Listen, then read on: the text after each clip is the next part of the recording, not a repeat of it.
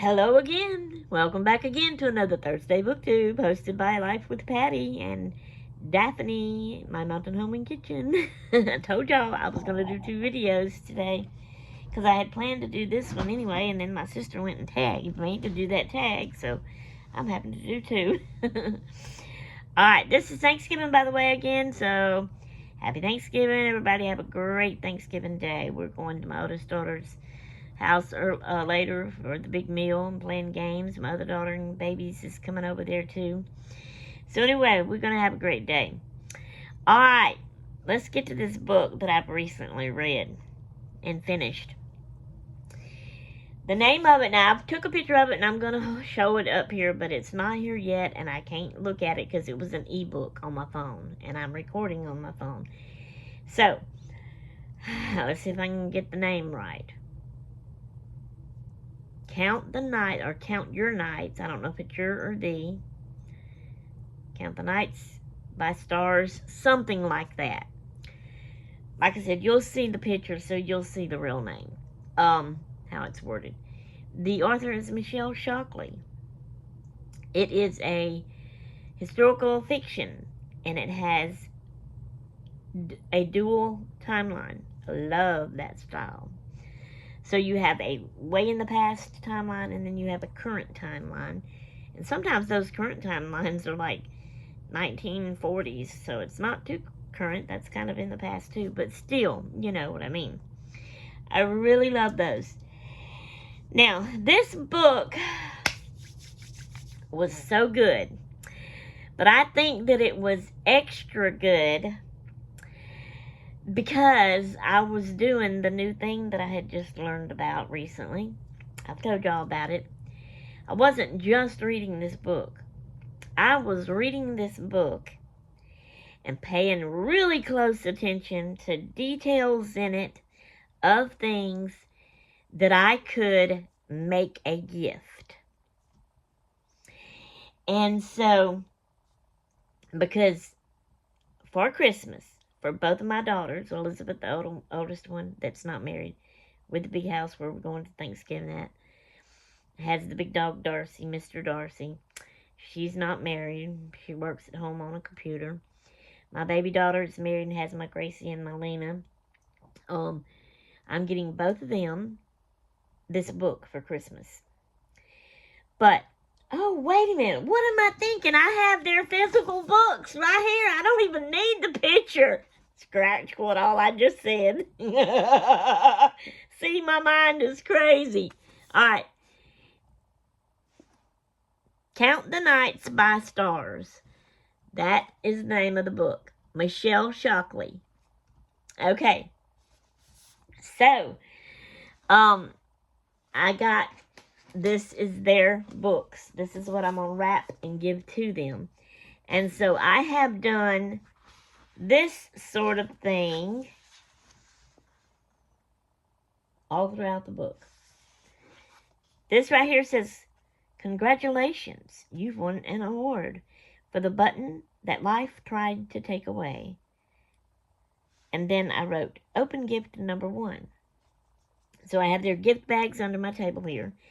Y'all, did I show y'all? No, I explained it to you though. The little button trophy I crafted and made, wrapped it up and put it in their bag. All through here is, you seen that note? Was another one there. It's going fast. But there's like 13, 14 gifts that I came up with. Lord, there's one, there's one. But you can see them in there. They're all through in there. And so, I've got both of their books filled up with the sticky notes saying, you know, what gift. When they read to that part, they read the part about the item, and then they'll read the sticky note that tells them to go open gift whatever. When they open that gift, it's going to be something that was referred to in the book. So that made it extra special and good. So, it happened in Tennessee. The way back past dual timeline was I'm trying to remember now what the year was. I can't remember, but if anybody knows about this or had ever heard or learned about this, it was during the time when the Centennial, or just Centennial Exposition was going on. Anyway, so it was like horse and buggies, and the horse and buggy, they had drivers, and then it was like the rich folks that was dressed fancy, and they would go to this, it was Nashville, Tennessee, and they would go to this motel that was called the Maxwell House Motel. And they would stay there, you know, and they always did parties and all this kind of stuff. And it was just so good. And then the current timeline was still that motel, but it wasn't. Let's see, what was the current timeline on this one? I think the 60s, 1960s. And so the main character in the current timeline is this young girl. At first I thought she was a teenager, but I'm thinking she's more like in her early 20s later on. But her and her dad and brother lives in this motel. It's like, yeah, they do have some people come to stay, but not many, like a normal motel or a hotel. But a lot of the people are residents. They live there always, you know. And it's elderly people mostly. But this daughter, her dad is the manager of the hotel. And so she works there. And this guy comes in and wants to get a room to stay for like 2 weeks. His name is Jason. And that's, you know, they end up being a couple. But her brother, by the way, let's see, what was her name? Audrey. And her brother, by the way, he's 17 years old, but yet his mind is like a 3, 4, 5-year-old, something like that. So it never did call, you know, what was wrong with him, what he had, whether it was like autism or what, I don't know. But anyway,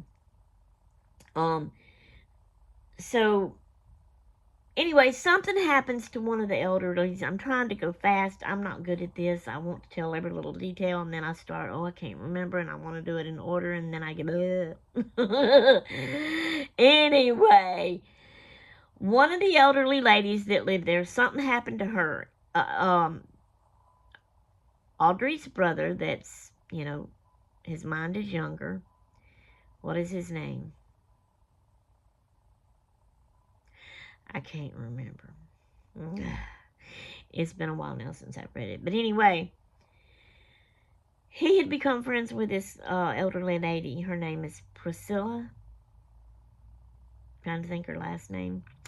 Anyway, she would talk with him. He would go visit her in her room, you know, which was her little apartment house, and all that kind of stuff. But one day he went to visit her, and she wouldn't wake up, and she wouldn't move, no response. So it upset him. He started crying. He went to Audrey. So they all had to, you know, Audrey went, and it was during the time that man, Jason, had just walked up and got a room. He followed her. He didn't think she needed to go by herself in case things, you know, were bad. So he went with her, and she was glad. And he went in and checked the pulse and all that. Well, the lady wasn't dead, but they had to call an ambulance, and they took her to the hospital.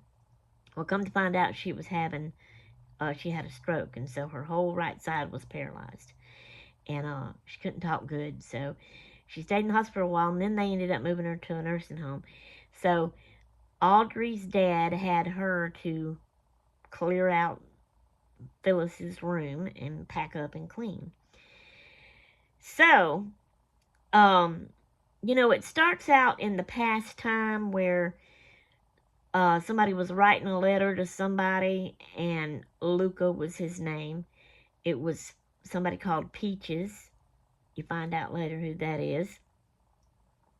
That was writing to Luca and talking about how he was brave and bold and stood tall, his head and chin raised up, even though he was a poor, this ain't word for word like it said, but even though he was poor and like his coat elbows was tore out holes and he had a missing button. Well, that's where I came up with the little missing button trophy. So that's in the prologue. So they'll read that and get that and have to open that gift. Okay. When Audrey goes into the room to start packing up Miss Phyllis's stuff, she smells the smell of her perfume that she always wore.